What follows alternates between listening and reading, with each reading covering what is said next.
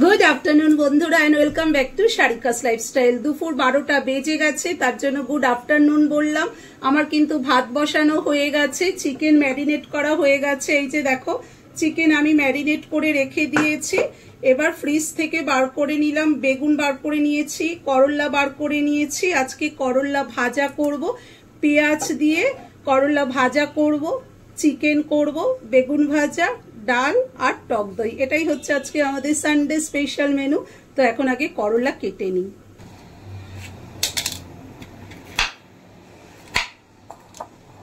করলার ভেতরে জানো তো বড় বড় দানা হয়ে গেছে, তো করলাটাকে না মাঝখান থেকে কেটে দানাগুলো বাদ দিয়ে দিই। দানা খাওয়া উচিত না, আর করলার দানা মুখে পড়লে না বড্ড বাজে লাগে জানো তো। তো দানাগুলোকে বার করে দিয়ে তারপর করলা কাটবো।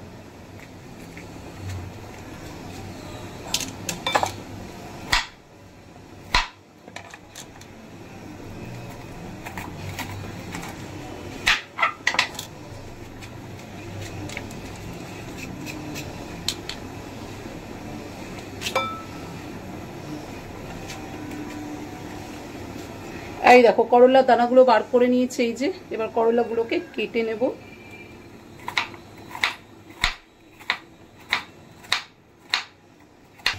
করলা কাটা হয়ে গেল বন্ধুরা, আর এদিকে ভাতও অলরেডি ফুটতে শুরু করে দিয়েছে। ভাত নামিয়ে দিয়ে চিকেন বসিয়ে দিয়েছি। চিকেন এখন কষানো চলছে একদিকে, আর একদিকে এখন আমি মুসুরির ডাল বসিয়েছি। আর এদিকে দেখো করলা পেঁয়াজ ভাজা হয়ে গেছে, আর এদিকে বেগুন কেটে রেখেছি। এই চিকেন আর ডাল নামিয়ে তারপর বেগুন ভাজা করব। আর এখন বাজে 1টা বাজতে 3 মিনিট বাকি আছে। 1টা বাজতে 3 মিনিট বাকি। তুতান এখনো পড়ে এলো না, ও 1:30টার মধ্যে চলে আসবে। আর বাইরে কিন্তু আবার সেই রোদ। কালকে রাত্রে একটু বৃষ্টি হয়েছে, ওইটুকু পর্যন্ত। এবারে কালকে রাতটা ভালো করে ঘুমানো গেছে, ব্যাস ওইটুকু পর্যন্ত। আজকে আবার যেইকে সেই গরম, আর যেইকে সেই রোদের তেজ। তো ছেলে এখনো আসেনি, 1:30টার সময় আসবে, ওটাই একটু চিন্তা হচ্ছে। বাইরে এত রোদের তেজ, তুতানের আসতে সত্যি খুব কষ্ট হয়। কিন্তু কি করবে বলো, ম্যাম 11টা থেকে পড়াতে শুরু করে। পড়াতে মানে 2 ঘন্টা, তো দেখো পড়াতে সেটা 2.5 ঘন্টা হয়ে যায়। কিচ্ছু করার নেই, কি আর করবো। তো যাই হোক, আগে এবার চটপট করে অন্য রান্নাগুলোকে, মানে চিকেন ডাল এগুলোকে চটপট করে করে। 2টো বাজে বন্ধুরা, লাঞ্চ করতে বসবার। আজকে আমাদের লাঞ্চ থালিতে আছে সাদা ভাত, স্যালাড, করলা পেঁয়াজ ভাজি একসাথে, বেগুন ভাজা, ডাল, টক দই, আর আছে চিকেন। লাঞ্চ করতে বসে পড়েছি আমরা 3 জনে একসাথে। ওই যে তুতান বসেছে, এখানে তো আমার ভাত আছে, আর এদিকে হচ্ছে পার্থ ঠাকুর দিয়ে আসছে। তো আগে আমরা লাঞ্চ করে নিই এখন। গুড ইভিনিং বন্ধুরা, সন্ধ্যে 6টা বাজে। এখন সোজা কিচেনে চলে এলাম। পেঁয়াজ কাটছি, বানাবো পেঁয়াজি। আর পেঁয়াজিটা বানাবো আজকে আম পেঁয়াজি। কারণ দুপুরবেলা না তুতান আজকে ভাত খায়নি জানো তো। ওকে খেতে দিয়েছি, ও খেতে বসেছিল, তারপর একটু পরে উঠে গেছে। ও ভাত খায়নি, তোর খিদে পেয়ে গেছে। ওকে আমি জিজ্ঞেস করলাম, তোমাকে আমি একটু পেঁয়াজি বানিয়ে দেবো, তুমি মুড়ি খাবে? বলছে দাও, কিন্তু পেঁয়াজিটা একটু টেস্টি বানাবে, না হলে আমি খাবো না। তো ভাবলাম তাহলে ঠিক আছে, ছেলেকে একটু আম পেঁয়াজি বানিয়ে দেওয়া যাক, তাহলে আম পেঁয়াজি ওর মুখে ভালো লাগতে পারে। তো এখন পেঁয়াজ কেটে নিচ্ছি প্রথমে।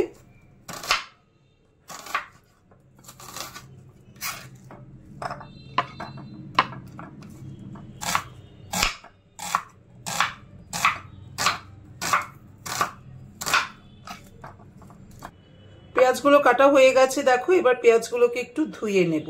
গ্রেটটা নিয়ে নিয়েছি, আর আম নিয়ে নিয়েছি। একটু আম গ্রেট করে দিচ্ছি।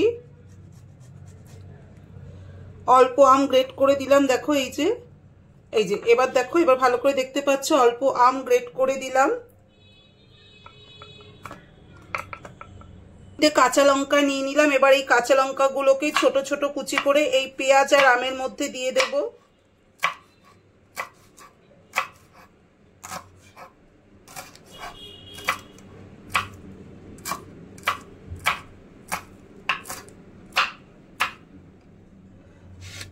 কাঁচা লঙ্কা কুচি করে নিলাম। এই যে এবার এটাও পেঁয়াজ আর আমের মধ্যে দিয়ে দিলাম। কাঁচা লঙ্কা কুচি এই যে দিয়ে দিলাম। এর মধ্যে পরিমাণ মতো বেসন, এখানে 3 চামচি বেসন ইউজ করব আমি।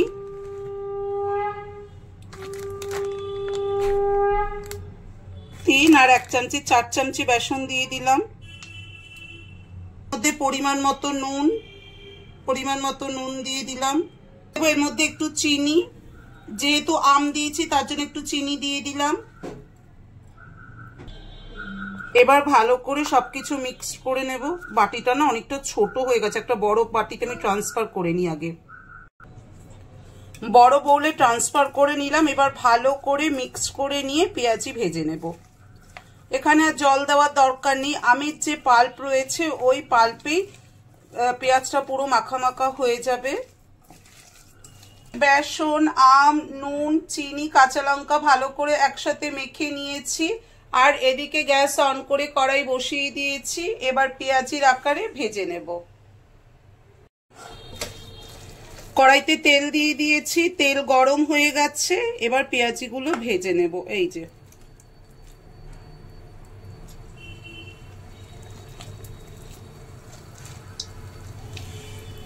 পেঁয়াজিগুলো দেখো, এবার ভেজে নিচ্ছি।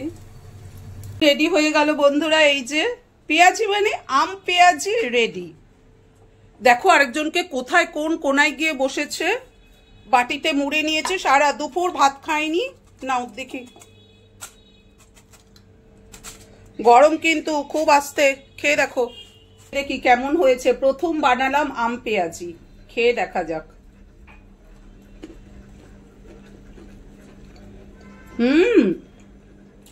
দারুণ লাগছে কিন্তু। আমের জন্য টক টক ভাব, চিনি দিয়েছি, পেঁয়াজ তো এমনিতেই মিষ্টি, তার মধ্যে চিনি দিয়েছি, কাঁচা লঙ্কা দিয়েছি, মানে টক মিষ্টি ঝাল, বেশ ভালো লাগছে। তোমরা একবার বানিয়ে দেখো, দারুণ লাগছে। আমরা রেগুলার পেঁয়াজে কি করি, আম ছাড়া করি, আর এখানে আম দেওয়াতে সত্যি ভীষণ ভালো লাগছে। টক টক মিষ্টি মিষ্টি ঝাল ঝাল, দারুণ লাগছে।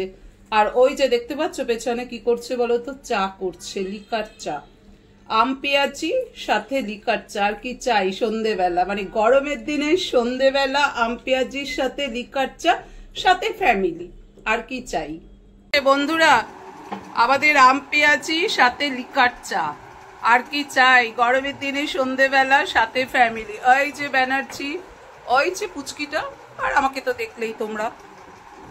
ব্যালকনি থেকে এই জামা কাপড়গুলো তুলে নিলাম। দেখো এতগুলো জামা কাপড়। এবার আমাকে এগুলো ভাঁজ করতে হবে। যেগুলো আয়রনে সেগুলো আলাদা করে রেখে জামা কাপড়গুলো আগে ভাঁজ করে নিই। সব জামা কাপড় ভাঁজ করা হয়ে গেল। এবার এগুলোকে ওয়ার্ড্রোবে রেখে দিই। রাত 10:15 বাজে এখন বন্ধুরা। আমাদের কিন্তু সবার ডিনার হয়ে গেছে। ডিনার করে আবার এই রুমে চলে এলাম এখন আয়রন করতে, কারণ কালকে অফিস আছে, ছেলে স্কুল আছে, আয়রন তো করতেই হবে জামা কাপড়। তো তাই আয়রন করবার জন্য এই রুমে চলে এলাম। আর আমাদের তো ডিনার হয়ে গেছে, আগেই বললাম। আর আজকে আমাদের ডিনারে ছিল চিকেন, তো ছিল দুপুরে যে চিকেন করেছিলাম সেই চিকেন ছিল, আর তার সাথে রুটি বানিয়ে নিয়েছি। রুটি আর চিকেন, এটাই আজকে আমাদের ডিনার হয়ে গেল। বড্ড গরম লাগছে এখন। উফ, গরমটা না আবার পড়ছে, কিচ্ছু করার নেই, এই নিয়েই আমাদের এখন থাকতে হবে। আর একটা জিনিস দেখো, আমি যখন আয়রন করি এই স্প্রে বোতলে আমি জল নিয়ে নিই। আগে জানো তো আমি কোনো মগে বা কোনো গ্লাসে করে জল নিতাম বা কোনো বাটিতে করে, কিন্তু তাতে না খুব অসুবিধে হতো, জামা কাপড়ে বেশি জল হয়ে যেত আর অসুবিধেও হতো আয়রন করতে। তো তার জন্য এখন আমি ঠিক করলাম যে না, আমি এই স্প্রে বোতলে জল নিয়ে করলে কি হবে, তোমার অল্প অল্প করে জলটা চারিদিকে স্প্রেডও হবে, আর জলটা অল্পও যাবে, চারিদিকে স্প্রেডও হবে আর অল্পও যাবে জামা কাপড়ে। তো তার জন্য এখন এই স্প্রে বোতলে নিয়ে নিয়েছি, খুব সুবিধে হয় গো আজকাল। আসলে কি বলতো, আমাদের কাজ করতে করতেই তো বুদ্ধি বাড়ে, তাই না? কাজ যত করব তত বুদ্ধি বাড়ে, কাজ না করলে তার বুদ্ধি বাড়ে না।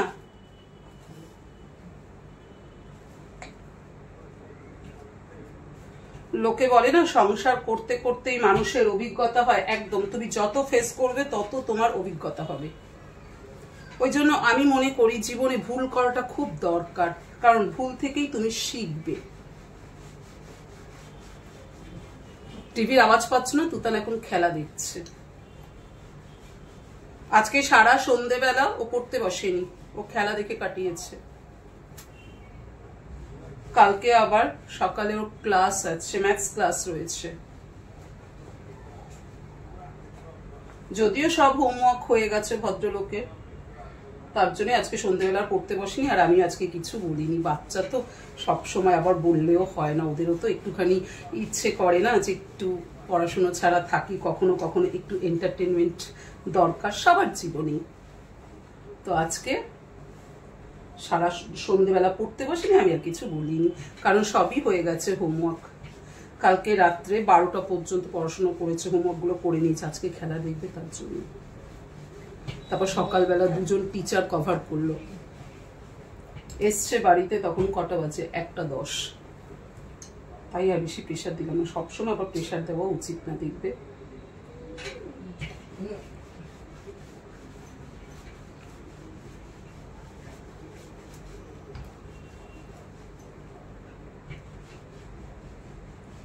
আর পার্থ এখন ওয়েব সিরিজের মতো, কি একটা নতুন মুভি বেরিয়েছে, খুব ভালো মুভিটা, সেটাও দেখছে। আমাকেও বললো দেখতে, কিন্তু আমার সময় কোথায়, তবু দেখবো, চেষ্টা করবো একটু দেখার।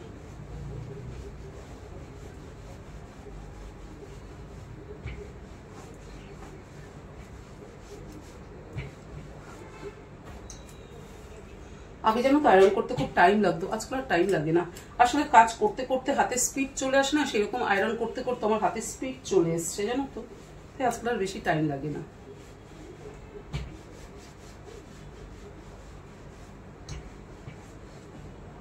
আর আমার এই আয়রন টেবিলটা হওয়াতে খুব সুবিধে হয়েছে। আগে আয়রন টেবিল ছিল না, তার জন্য আরেকটু বেশি সময় লাগতো। আর এই আয়রন টেবিলটা কেনার পর না বেশ সুবিধে হয়েছে কিন্তু এখন আয়রন করতে।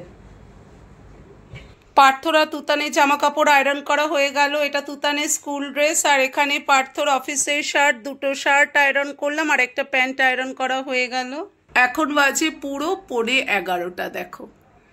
স্কুল আর অফিসের জামা কাপড় আয়রন করা হয়ে গেল। এবার সোজা এই রুমে চলে এলাম। এবার আমাকে স্কিন কেয়ার রুটিন কমপ্লিট করে শুয়ে পড়তে হবে। তাহলে চলো, ব্লগটা এই পর্যন্তই। এই ব্লগের কোনো অংশ যদি তোমাদের একটু হলেও ভালো লেগে থাকে, অবশ্যই do like, comment, share and subscribe. Bye bye, love you all, tata and good night.